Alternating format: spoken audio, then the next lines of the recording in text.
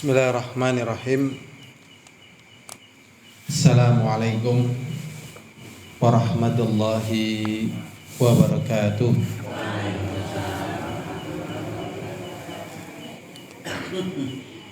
Innal hamdalillah nahmaduhu wa nasta'inuhu wa nastaghfiruh wa na'udzu billahi min syururi anfusina wa min sayyiati a'malina. May yahdihillahu fala mudilla lahu wa may yudlil fala hadiya lahu. Asyhadu an la ilaha illallah wahdahu la syarika lahu. Asyhadu anna Muhammadan abduhu wa rasuluh. Allahumma salli wa sallim ala Muhammadin wa ala alihi wa ashabihi wa man tabi'ahum bi ihsanin ila yaumiddin wa ba'd. Ila hadirun rahimani wa rahimakumullah. Malam ini adalah malam yang berbahagia, malam yang bersejarah, khususnya di musola atau masjid apa namanya Pak? Nurul Hikmah Desa Kalibejing ya Bang ya. Napa dukuh napa nek dukuh ngapunten. Dukuh Kali Gede. Jadi ini adalah malam yang bahagia dan bersejarah karena ada di antara warga dukuh ini akan menunaikan panggilan Allah Subhanahu wa ta'ala. Dan semoga ini pun bisa menjadi sebab dari warga dukuh Kali Gede ini, Desa Kalibeji, Masjid Nurul Hikmah, kemudian diberi kemudahan untuk berbondong-bondong menuju Baitullah. Dulu Nabiullah Ibrahim alaihissalatu wassalam setelah diperintahkan untuk membangun Ka'bah di tempat yang belum ada nama waktu itu di peta dunia nggak ada, dan beliau berjalan dari tempat yang jauh, dari Syam. Syam itu kalau wilayah sekarang itu Yordan, ya, Syria, Palestina, itu Syam itu. Orangnya tinggi besar, ya, kulitnya sangat indah dan matanya biru. Jadi memang punya keindahan yang luar biasa, ya. Punya keindahan yang luar biasa. Ini orang Syam ini. Suruh pergi ke satu tempat, ya nggak tahu tempat itu apa namanya. Sampai akhirnya di tempat itulah Allah perintahkan untuk membangun Ka'bah. Kemudian setelah membangun Ka'bah dan jadi, Allah Subhanahu wa ta'ala memerintahkan kepada Nabi Ibrahim supaya mengumandangkan kepada manusia agar mereka mengerjakan ibadah haji dan mengerjakan ibadah umroh, meramaikan Baitullah. Di masa itu bayangkan, belum ada HP, apalagi Android, belum ada apapun. Suruh mengumandangkan ke seluruh penjuru dunia setelah jadi. Akhirnya Ibrahim mengatakan, ya Allah, bagaimana mungkin aku mengumandangkan untuk manusia meramaikan Baitullah Ka'bah, sementara manusia sangat jauh dan aku tidak tahu caranya. Kemudian Allah SWT memerintahkan kepada Ibrahim, baligh, sampaikanlah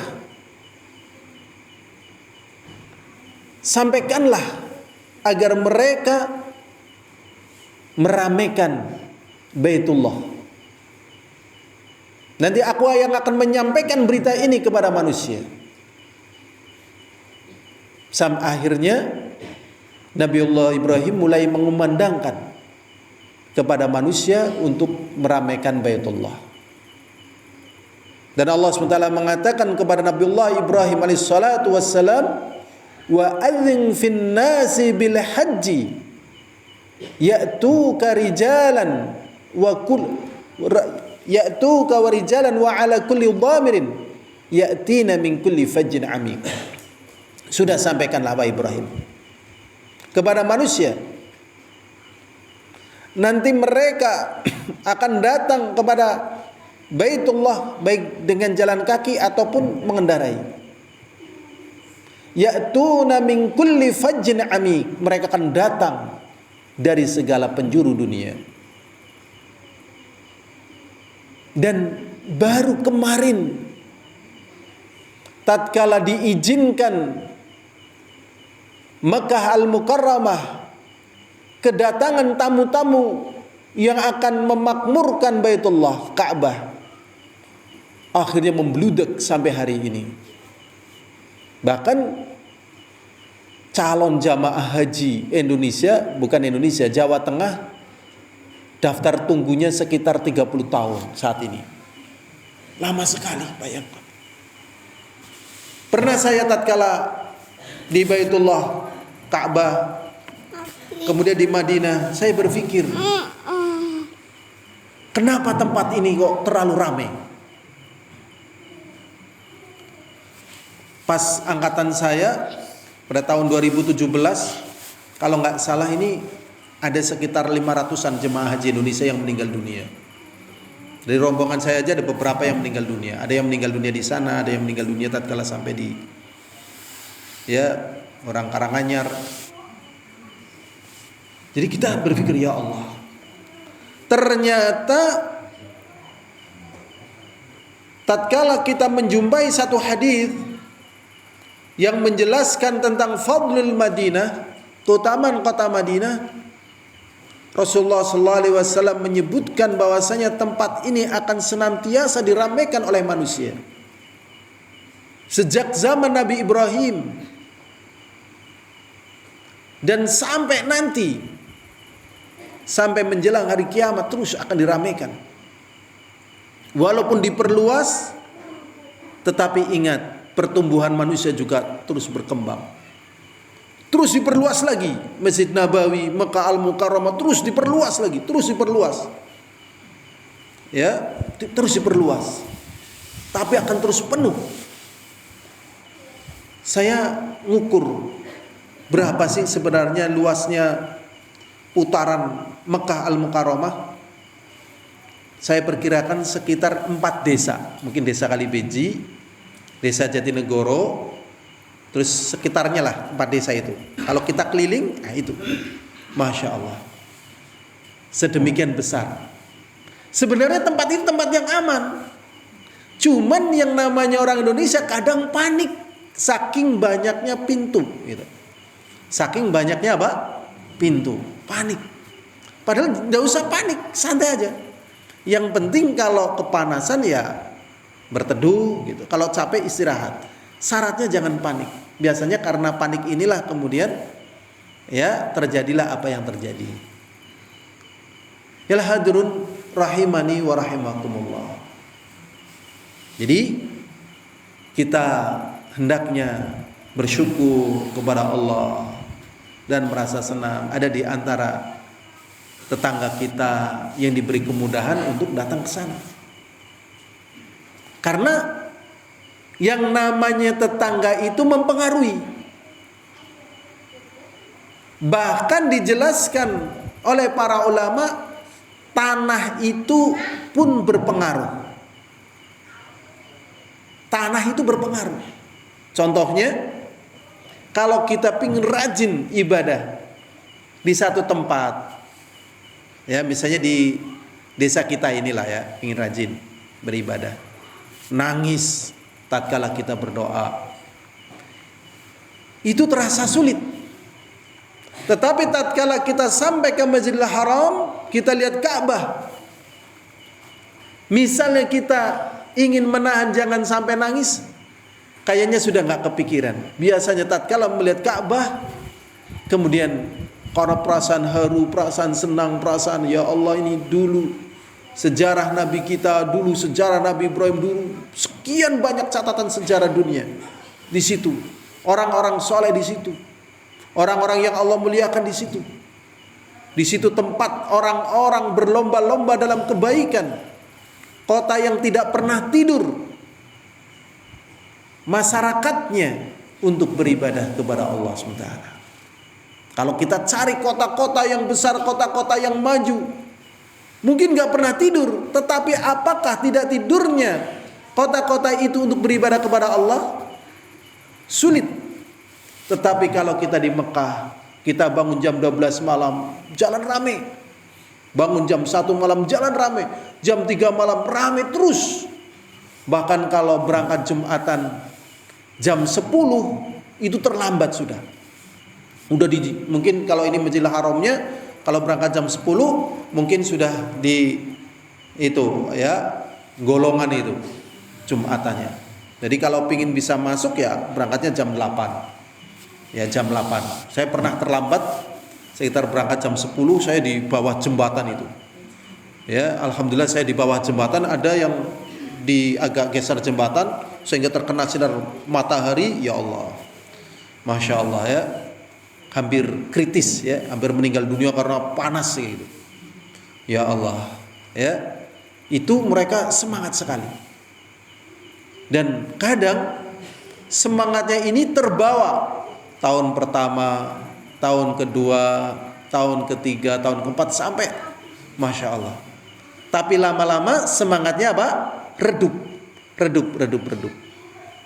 Akhirnya Rasulullah sallallahu alaihi wasallam pun mengingatkan kepada kaum muslimin, tabi'u bainal haji wal umrah. Fa innahuma yanfiyanil faqra wal dhunuba kama yanfiyal kir khubathal hadid. Rasulullah sallallahu alaihi wasallam mengatakan, bagi kalian yang sudah pernah haji, ayo berangkat haji lagi. Bagi kalian yang sudah pernah berangkat umrah, ayo berangkat umrah lagi. Mungkin tatkala kita mau berangkat haji atau berangkat umrah, kita ambil, saya sudah pernah haji, nanti uang saya habis. Saya udah pernah berangkat umrah, nanti uang saya habis. Begitu. Ya. Kemudian Rasulullah SAW menyebutkan dua perkara yang dicintai oleh manusia. Yang pertama, dosanya diampuni, dosanya dibersihkan. Ini perkara yang dicintai oleh manusia, dosanya diampuni, dosanya dibersihkan. Karena dosa itu ibaratnya racun dalam tubuh manusia. Kalau orang banyak dosanya, berarti banyak racunnya. Seberapapun banyak rezeki dunianya, kalau banyak racunnya, hidupnya nggak bahagia. Hidupnya nggak bahagia. Berapa banyak orang-orang yang lebih kaya daripada kita, miliaran, tetapi dia ketakutan. Karena apa? Kalau sampai uangnya yang dibawa kabur temennya itu yang sekian miliar itu, dia laporkan ke polisi, dia jadi ketahuan kalau dia dulu korupsi. Ya, ada seorang hakim agung korupsi duit banyak, duitnya dititipkan temannya. Dia berharap nanti setelah pensiun duitnya baru dikembalikan. Itu cara cuci uang. Ternyata tatkala dia pensiun, duitnya dibawa kabur sama orang yang dititipin tadi. Lah kalau dia lapor polisi, ya sama saja melaporkan dirinya sendiri. Akhirnya stroke itu orang itu. Waliyadzubillah. Jadi dosa itu membuat orang itu suka baper, suka gabut. Ya, temannya baper, gabut, apalagi ya? Wah, bucin dan seterusnya. Ya, bahkan di masa kita ini katanya ada istilah, ini semoga Allah lindungi kita semua ya, CLBK. Ya, mungkin ada yang pernah dengar CLBK? Ya, cinta lama, keluarga bubaran. Gara-gara temen SMP ya 50 tahun yang lalu dalam satu grup, yang ini sudah jadi kakek-kakek, yang ini sudah jadi nenek-nenek. Menurut pandangan orang yang lihat, menurut pandangan cucunya. Tetapi dia tidak memandang dia kakek-kakek nenek. Ingat waktu SMP tadi. Ya, dikirimi WA, ya. Itu seorang nenek-nenek cerita ke saya. Ya, temen SMP-nya chatting ke dia. Padahal dia udah nenek-nenek. Tentunya yang ngirim chatting juga kakek-kakek. Nah, ini namanya CLBK, ya. Cinta lama keluarga bubaran. Makanya di sini yang dicintai oleh manusia yaitu dibersihkan dari dosa, dikasihkan tatkala umroh. Yang kedua, kemiskinan juga dibersihkan. Diberi dua-duanya. Yanfiyani dzunuba wal faqra, akan dihilangkan dari kalian dosa dan kefakiran. Makanya biasanya orang yang rajin berangkat, memakmurkan masjid, apalagi memakmurkan Baitullah, jiwanya lebih kaya. Hartanya juga berkah. Hidupnya juga tenang. Ini. Kama yanfil kir khobathal hadid, sebagaimana pandai besi membersihkan besi dari karatnya. Ya hadirun rahimani wa rahimakumullah. Kemudian ada hal yang sangat menarik. Semuanya tahu bahwasanya yang paling mencintai kita adalah amalan kita sendiri. Mungkin anak betul mencintai kita, istri betul mencintai kita, ya. Tapi kalau kita pinta dia, nah, seluruh harta bapak sudah saya berikan untukmu, atau ke istri, seluruh hartaku sudah saya berikan padamu, perhatian sudah saya berikan padamu, pintaku cuma satu, besok kalau aku mati nak, besok kalau aku mati wahai istriku yang mencintai aku ingin kau menunggu diriku 1 malam saja di dalam kuburku. Kira-kira mau atau tidak mau? 1 malam saja. Padahal kita sudah memberikan padanya sekian malam, ratusan malam kita berikan. Kita minta 1 malam saja untuk menemani kita. Mau apa tidak? Aku ingin bukti cintamu padaku. Ya. Kalau kamu tidak mau, berarti cintamu hanya manis di bibir saja. Tidak terbukti. Lah yang terbukti mencintai kita adalah amalan kita sendiri. Kalau amalannya jelek, maka akan berubah menjadi makhluk hitam yang mengerikan, yang berbau busuk. Maka penghuni kubur itu mengatakan, siapa kamu? Dengan ketakutan yang luar biasa. Kamu bau busuk, aku tidak kenal kamu. Dia menjawab, aku adalah amalanmu. Jadi tidak mungkin pergi. Tetapi kalau amalannya baik, maka berubah menjadi makhluk yang harum, yang baik, yang lembut, yang penyayang. Siapa kamu? Saya tidak pernah kenal dirimu. Aku adalah amalanmu. Aku adalah apa? Amalanmu. Gitu. Ada seorang kepala bulog ngobrol sama saya. Singkat cerita dia mengatakan begini, semua orang pasti mati. Jadi buat apa kita takut mati? Tapi kalau saya pikir-pikir, kita mati kan di dalam kuburan sendiri ya. Dipikir-pikir takut juga gitu. Jadi secara umum orang kalau sendirian dikubur, ya, setelah dipikir-pikir, ternyata kebanyakannya apa? Takut karena sendirian. Nah, bagaimana biar kita ditemani dengan makhluk yang indah, yang harum, yang baik? Kita harus punya manajemen amalan yang tangguh. Dan manajemen amalan yang tangguh itu Di antaranya adalah sholat di Masjid Nabawi. Di antaranya adalah sholat di Masjidil Haram. Karena Rasulullah SAW mengatakan sholatun fi masjidi hadza afdalu alfu sholatin mimma siwahu illa Masjidil Haram. Fa innahu mi'atu alaf mimma siwahuma. Rasulullah SAW mengatakan sholat di masjidku ini satu rakaat nilainya sama dengan 1000 rakaat di masjid yang lainnya. Berarti kalau satu hari 17 rakaat, maksudnya yang wajib saja, sunatnya yang misalnya nggak dihitung, berarti 17 kali 1000 itu satu hari, ya. Jadi ketemunya berapa hari coba? Lah kalau di Masjidil Haram 17 kali 100.000. Lah inilah yang menjadikan amalan singkat pahala berlipat. Karena besok tatkala manusia meninggal dunia tidak butuh dunia lagi. Harta nggak butuh, istri nggak butuh, anak nggak butuh, semuanya nggak butuh. Yang dibutuhkan adalah amalan dia tatkala dia kerjakan di dunia. Ilhadirun rahimani wa rahimakumullah. Ada perkara penting yang perlu kita perhatikan kalau kita melakukan perjalanan umroh atau haji.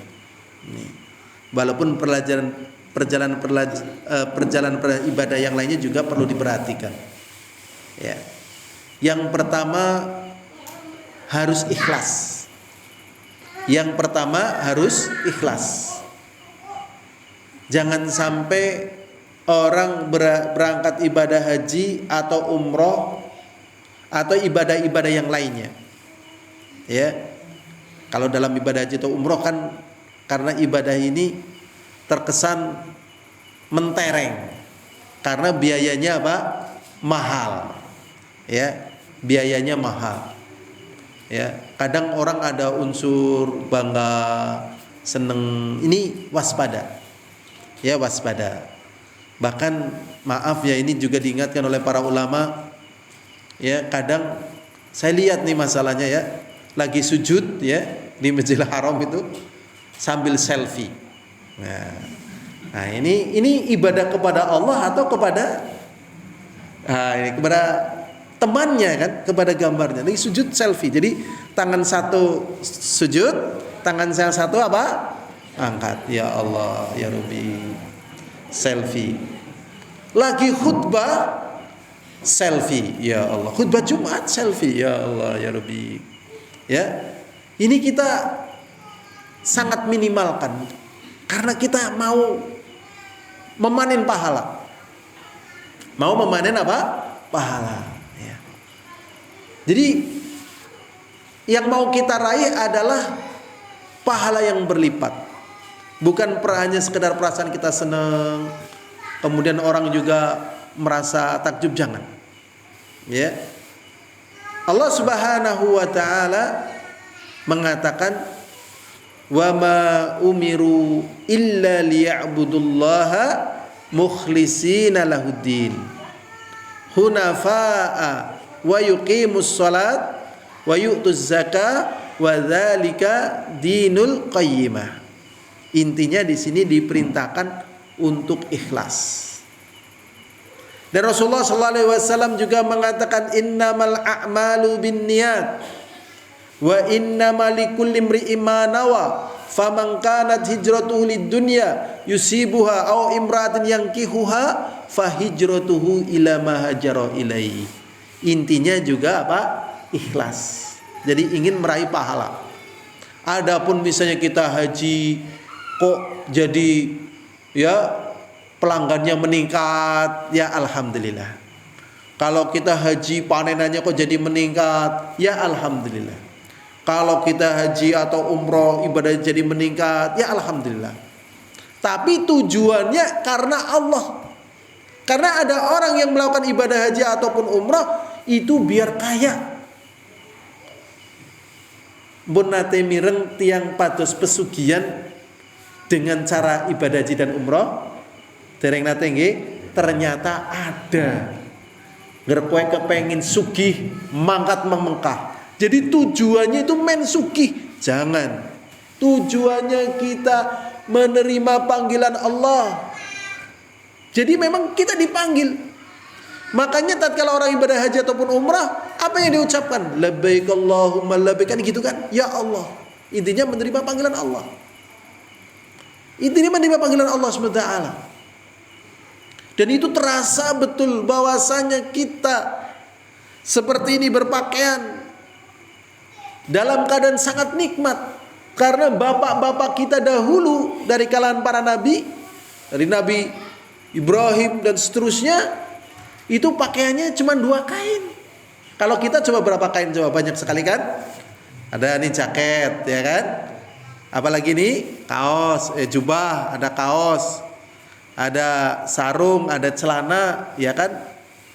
Kalau kain ikhram yang dipakai cuma berapa? 2 kain. Yang satu sebagai selendang, yang satu sebagai sarung. Ya, pakai kain ikhram rasanya enak atau tidak enak? Aduh, nek ibu mboten ngertos nggih. Nah, nek bapak-bapak ngagem kain ikhram enak apa mboten enak niki? Nek menurut kula mboten enak, Pak. Lha wong 2 kain lho. Perkasa. Nggih, perkasa. Itu pakaian bapak-bapak kita. Sehingga tatkala kita dalam keadaan tidak pakai ihram seperti ini, nikmat sekali. Pakai peci boleh, ya, pakai minyak wangi di pakaian boleh, ya, udah pakai celana panjang, celana pendek boleh, belum pakai macem-macem, ya kan? Enak sekali, nyaman. Coba pakaiannya coba. Nah, di sini kita jadi bersyukur. Jadi bersyukur kepada Allah SWT. Jadi yang pertama adalah ikhlas. Karena kalau tidak ikhlas, maka amalan yang diamalkan ini akan sia-sia. Allah Subhanahu wa taala mengatakan, "Wa qaddimna ma 'amilu min 'amalin faj'alnahu haba'an mantsura." Dan kami suguhkan dari apa yang mereka amalkan dari amalan, ternyata dia harusnya memanen pahala. Ternyata karena tidak ikhlas, kemudian hanya menjadi debu-debu yang berterbangan, gitu ya. Memang di dunia ini, dunia masih berlaku, ya, masih apa? Berlaku. Kalau kita pengen beli mobil, pakai duit apa pakai daun? Pakai duit ya. Ya, kalau mau beli rumah, pakai duit apa pakai pisang? Pakai duit, ya. Tapi kalau ada orang yang misalnya mau tenggelam karena ombak yang sangat dahsyat, ya, ditawar ini kasih mobil, dia lagi tenggelam itu. Dia milih mobilnya atau milih selamatnya? Selamatnya. Aku ora butuh mobil, aku lagi ketilem. Mungkin kita akan marah sama orang yang nawarkan mobil itu. Lah bagaimana suasana besok tatkala kita dikubur? Bagaimana suasana tatkala di mahsyar? Bagaimana suasana tatkala menuju Shiratal Mustaqim? Bagaimana tatkala kita mau ditanya oleh Allah SWT? Kita enggak butuh apa-apa. Yang kita butuhkan diterimanya amal soleh kita. Jadi kalau kita pulang haji atau pulang umrah, kita jadi baik, orang jadi tambah senang, alhamdulillah. Kalau dipanggil Pak Haji, gimana ini? Alhamdulillah atau gimana? Ya, terserahlah tentang haji atau rais bodoh-bodoh. Kalau misalnya tidak dipanggil Pak Haji, gimana? Marah? Kadang orang kan dipanggil Pak Haji, Bu Haji, seneng. Ya, tatkala nggak dipanggil apa? Marah. Jangan. Ya, biasa aja lah. Tapi bersyukur. Ya, alhamdulillah. Gitu. Tapi nggak terus kemudian ya lupa bahwasanya adalah ini kenikmatan yang Allah berikan. Ya, jadi yang pertama adalah ikhlas. Dan dengan sebab ikhlas itu amalan kita diterima, dan juga dengan sebab ikhlas itu kita jadi tidak mempan digoda syaitan. Ya. Jadi di dunia ini semuanya bisa tergoda, bisa terhalangi oleh syaitan. Semuanya. Dan hancurnya manusia itu sebabnya cuma dua. Kalau bukan karena halangan, ya karena apa? Godaan. Ya. Kalau bukan karena halangan, ya karena apa? Godaan. Halangan contohnya begini, ya. Misalnya orang mau haji atau mau umroh, tiba-tiba sakit, ya, sakit sehingga dia nggak bisa berangkat karena sakit, ya harus masuk ICU. Akhirnya nggak berangkat karena halangan. Ya, ada juga yang mau berangkat haji karena godaan. Ini godaannya biasanya kayak gini, orang yang mau berangkat umrah atau haji, ya kasihan nih sebenarnya kayak gini, ya kasihan. Pertama ya, dia sudah ngumpulin duit, sudah tekad mau haji, mau umroh lagi, ya setelah mau berangkat, padahal anaknya sudah jadi pegawai, sudah kaya, ya ternyata anaknya minta mobil. Minta apa? Mobil. Pak, aku njaluk mobil. Padahal umahnya wis duwe, tak rumahnya sudah punya, udah semuanya udah jadi pegawai. Akhirnya orang tuanya membelikan mobil untuk anaknya. Akhirnya dia nggak jadi berangkat karena mobilnya untuk, ya duitnya untuk beli mobil anaknya. Terus ada juga yang nggak seperti itu. Mobilnya sudah punya, pekerjaannya sudah punya, tinggal dia mau berangkat lagi. Ternyata anaknya minta dibikinin rumah ratusan juta. Lah yang begini nih bagaimana nih caranya nih? Harusnya anak ini jangan mengganggu dan jangan menggoda orang tuanya. Karena kewajiban orang tua itu memberikan nafkah kepada anaknya tatkala anaknya belum balik, belum bisa ngurusi dirinya sendiri, belum bisa mencari nafkah, belum mandiri. Tapi kalau anaknya sudah mandiri, sudah balik, maka kewajiban memberikan nafkah itu bukan dari orang tua ke anak, tapi dari anak ke orang tua. Itu misalnya kayak saya ini udah wajib memberikan nafkah ke orang tua saya. Kalau misalnya orang tua saya nggak butuh, misalnya ya saya ngasih, itu sifatnya ya hadiah atau sedekah. Kalau butuh ya wajib. Adapun orang tua saya ke saya udah nggak wajib. Begitu.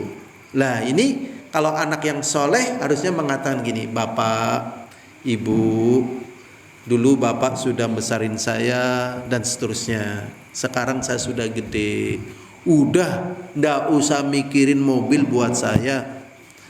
Berapa kurangnya duit yang Bapak butuhkan untuk haji, untuk umroh, saya sudah kuat nih, tangannya, kakinya sudah siap. Saya akan carikan nanti kurangannya. Yang penting Bapak, Ibu tawakal aja berangkat. Udah, ndak usah mikirin yang di rumah. Gitu. Kalau punya putra yang kayak gini, seneng atau nggak seneng? Seneng ya. Semoga anak-anak kita semuanya nanti diberi kemudahan rezeki yang berlimpah, ya. Yang dari Jakarta, yang dari Kalimantan dan sebagainya, ya, bawa uang sekoper, ya kan? Wis pak mangkat bepak lah daripada duitnya nang koper, bukti pangan rayap, ya. Kau malah mubazir, wis ngana mangkat bepak lah. Lah wis ngono bangun rumah Allah gampang pak lah. Tesi dawa, sing penting bapak kebaik. Itu, masya Allah. Mbun gada putra sing atas niki napa dereng? Kalau takon serius loh, mbun gada putra sing atas niki napa dereng? Ndonga. Ndonga nggih. Mungkin sing tindak umroh ajak lali ndongakna niki lho. Ya Allah, katang-katang aku seneng duku kali gede, ya Allah, putra-putrane duwe rezeki sing berlimpah. Men jujuk duit sekoper nggo bapak ibune, ya. Koper isine nggih duit sing gambar nganggo peci. Ya. Ya, gambar cengkeh nek mboten salah ana wong nganggo peci. Kudu gambar wong sing nyekel bendo. Nah, nek jaman gemien gambar ketek. Nah, gambar keteknya wis ilang, ganti nyekel bendo. Wah niki duit niku nggih ndonga lah, gawa sekoper. Nggih. Ya Allah, ya Rabbi. Jadi yang pertama adalah apa? Ikhlas. Yang pertama adalah ikhlas. Yang kedua ini. Yang kedua paham di dalam ibadah itu ada yang wajib dan ada yang sunnah. Yang wajib diantaranya apa? Menyayangi kaum muslimin. Rasulullah SAW mengatakan la yu'minu ahadukum hatta yuhibba li akhihi ma yuhibbu li nafsihi. Tidaklah salah seorang di antara kalian dikatakan beriman oleh Allah hatta yuhibba li akhihi, sampai mencintai saudaranya sebagaimana dia mencintai diri sendiri. Ini hukumnya apa? Wajib. Lah kalau mencium hajar aswad hukumnya apa? Sunnah. Itu ya Masya Allah. Saya sempat nih mau lapor ke, jadi lapor-lapor relek ya. Tapi di hati saya pengennya lapor itu. Lapor ke pemerintahan Saudi. Ya, ke pemerintah Saudi ini Mas Akbar teman saya ini sampai lupa nama ini Mas Akbar. Teman dulu waktu masih bujangan ya Mas Akbar ya. Sampai sekarang bisa ketemu ini. Alhamdulillah. Sista pada tuannya ya Mas. Pada tuannya tapi orang kerasa ya. Rasanya bujang baik tapi anaknya wis gede. Masya Allah. Ya Allah, mulane wonten CLBK niku nggih ini karo kaki-kaki ya Allah. Rasane nom tapi sing deleng wis tua niku. Niku nggih. Jadi mencium hajar aswad itu hukumnya sunnah. Saya sudah mencoba, yo. Tapi ini musim haji ya. Kalau umroh ya sekarang padat juga sih. Ya Allah. Jam 12 malam, jam 1 malam itu yang jumlah yang tawaf itu paling sedikit di waktu-waktu itu ternyata juga ya Allah. Padat luar biasa. Sampai saya mengetahui, maaf ya, kalau kita istilahkan dengan istilah jelek, ya katakanlah ya bisa dikatakan mafia gitu ya. Mafia ya Allah. Jadi ada mafia pencium hajar aswad. Ini paling enggak 5 orang bergerombol. Ya, itu akan menawarkan kepada orang-orang kan ini Ka'bah ya, Ka'bah. Itu kan ada orang yang ring 1, ring 2, ring 3 gitu. Ring 4 itu yang sudah nempel ke tembok Ka'bah itu. Kayak saya udah nempel terus di Pondok Tabah tuh kelilingnya gitu. Lah itu ditawari, "Mas nyium hajar aswad" gitu. Saya tetap nggak mau. Tapi ternyata saya lihat ada orang yang mau gitu. Lah tatkala ada orang yang mau, itu 5 orang itu langsung membuat barikade. Membuat apa? Barikade, yaitu barisan yang menghalangi orang yang akan masuk ke ring 1 yang nempel Ka'bah. Gitu, Masya Allah. Lah setelah itu sekitar hajar aswad jarak sekitar 10 meter atau 5 meter, itu yang mau mencium, itu tadi sudah dikasih barikade, itu suruh naik Ka'bahnya itu. Kan ada semacam listnya itu. Naik di situ tuh. Masya Allah. Lah ini yang 5 orang terus ngawal gitu. Kalau enggak nanti kemasukan orang.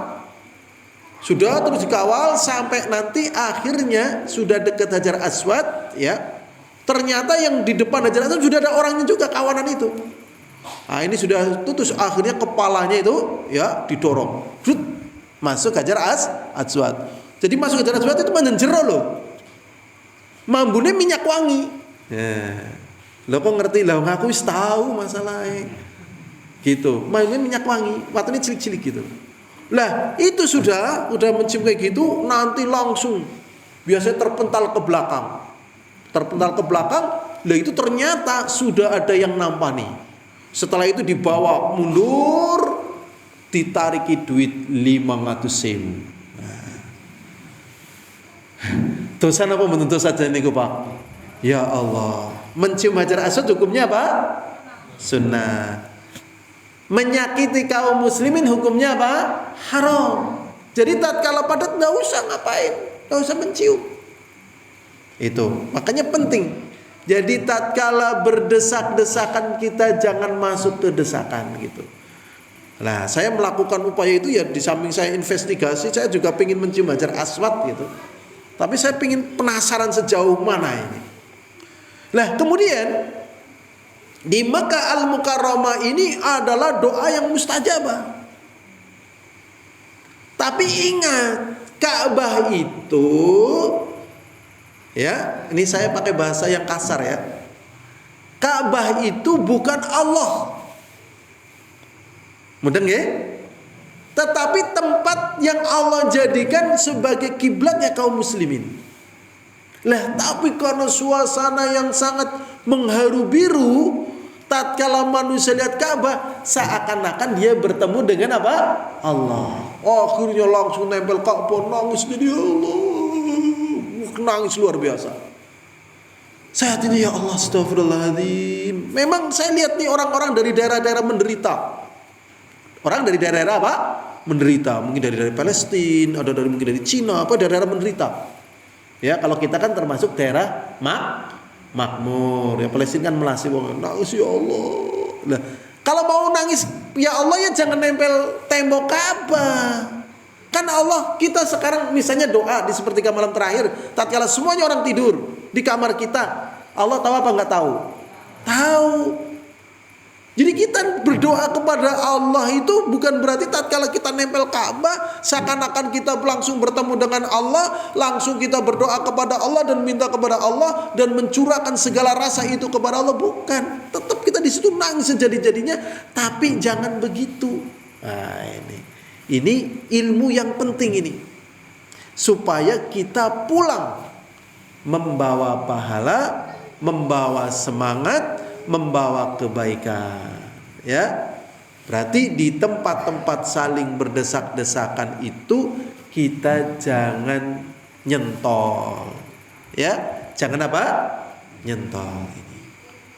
Ini. Kemudian ada beberapa perhatian, kadang terjadi kekeliruan ini, yaitu laki-laki sholat sejajar dengan perempuan, atau laki-laki sholat di belakang perempuan. Ini tidak sah.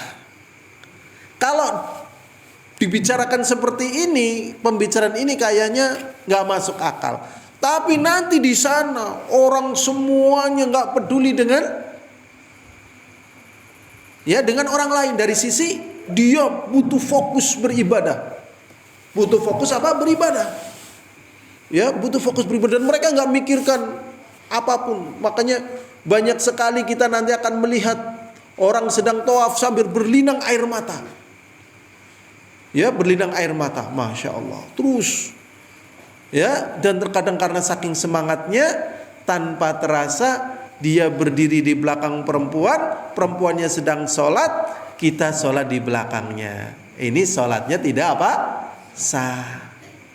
Atau di sampingnya itu juga nggak sah. Tetap jangan mau di sampingnya, cari tempat yang memungkinkan kita itu ya tidak di belakang perempuan.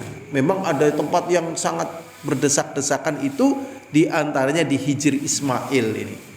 Nah, ini kita juga harus perhatian.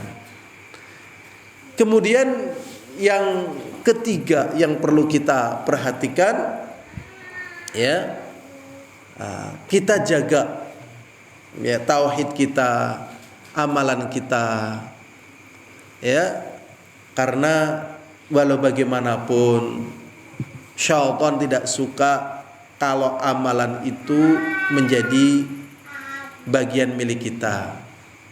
Diterimanya amalan yang pertama karena ikhlas, yang kedua ya mengikuti sunnah Rasulullah SAW. Dan di antara pembatal amalan dan keislaman yaitu apa? Syirik. Jadi kadang syirik itu masuk, ya. Maka kalau kita berdoa atau mengucapkan sholawat, dengan sholawat yang jelas-jelas dituntunkan. Ya, jelas-jelas apa? Dituntunkan. Allahumma sholli ala Muhammad wa ala Muhammad kama shallaita ala Ibrahim wa ala ali Ibrahim wa barik ala Muhammad wa ala Muhammad innaka Hamidum Majid. Karena terkadang maksudnya sholawat tapi berdoa kepada Rasulullah. Ya, Rasulullah itu Rasulnya Allah, dimuliakan menjadi Rasul, membawa risalah, tetapi beliau juga manusia. Maksudnya bukan pencipta. Penciptanya adalah apa? Allah. Ini hal-hal yang perlu diperhatikan tatkala kita mengerjakan ibadah haji atau umroh. Kayaknya taklim kita kalau terlalu panjang ini sudah hampir malam ya, lebih baik singkat, tetapi kita fokus ya berdoa. Semoga jamaah yang ada di sini semuanya ya dimudahkan untuk bisa ke Baitullah ya. Ya semuanya rezeki kang disi ya sikin niat bayar apa ora gitu. Niat bayar apa mboten? Pernah saya ketika nanya, Pak monggo umroh sareng teng kula, dia langsung ngingkari, lho kula duit kang ndi Mas dengan wah macem-macem. Janjane niat bayar apa mboten sih? Tapi niat saja banyak yang enggak berani. Niki. Nggih, niat niki. Sing pertama apa? Niat niku. Yang kedua ya donga. Nggih. Donga bayar mboten. Sing ketelu nabung. Nabung pira? Ya sepira-pirane. Ana 100 rupiah ya 100 rupiah. Nggih, ana 500 rupiah 500 rupiah, ana 1000. Wis kas niku mawon. Lah siapa cukupe?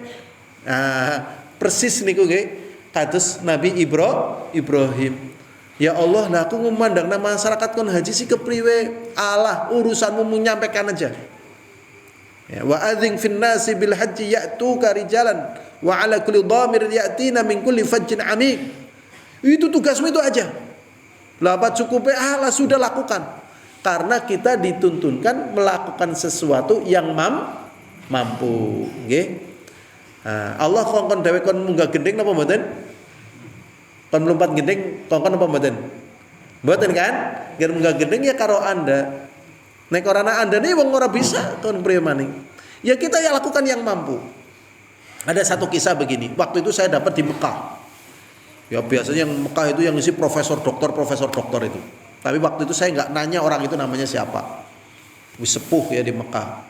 Dia cerita begini. Ada seorang ibu menenun kain pakai tangannya.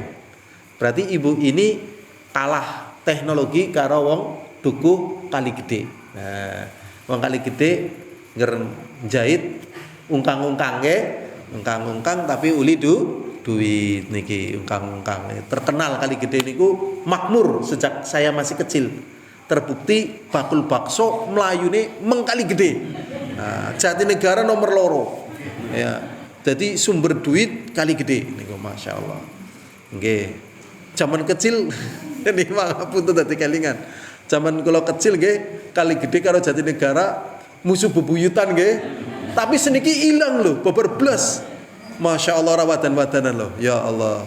Nggih niki, mu kali gede terkenal mandiri, pemudane dompete isi niku.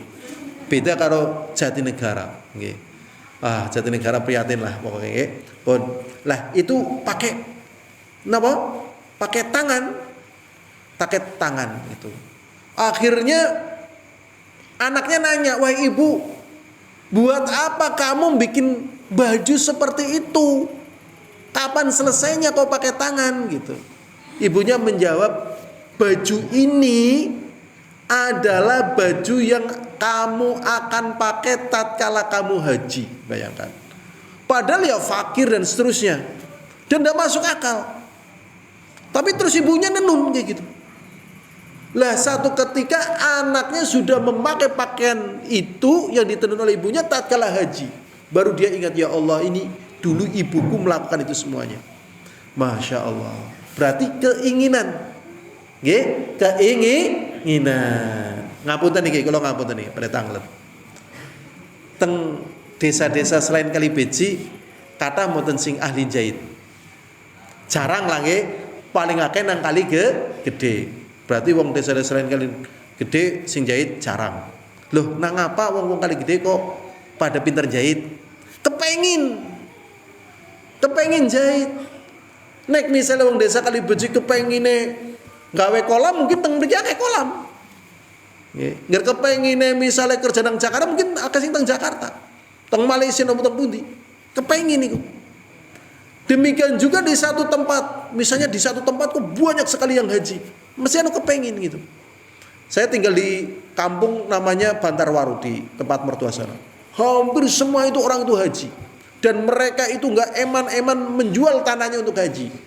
Jadi berawal dari niat donga nyelengi niku. Insya Allah Allah mudahkan kita ke sana.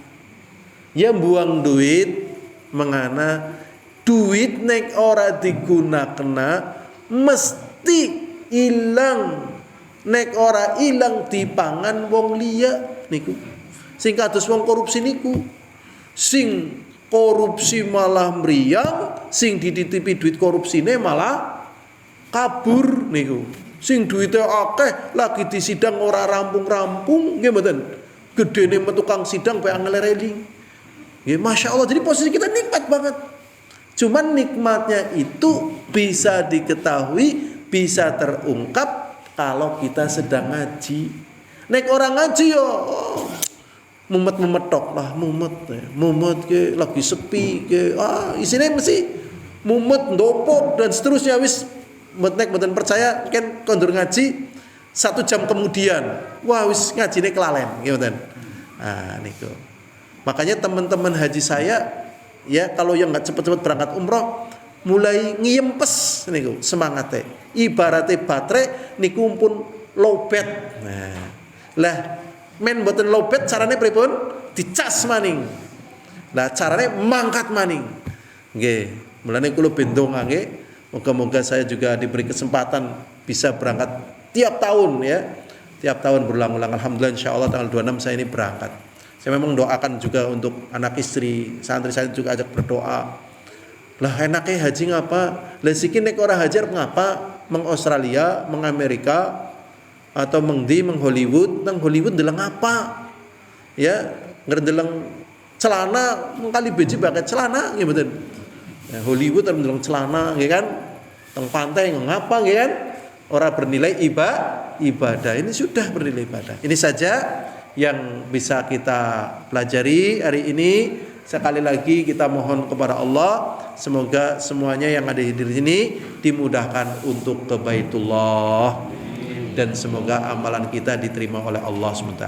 Wallahu a'lam bishawab. Walhamdulillahirabbil alamin. Assalamualaikum warahmatullahi wabarakatuh.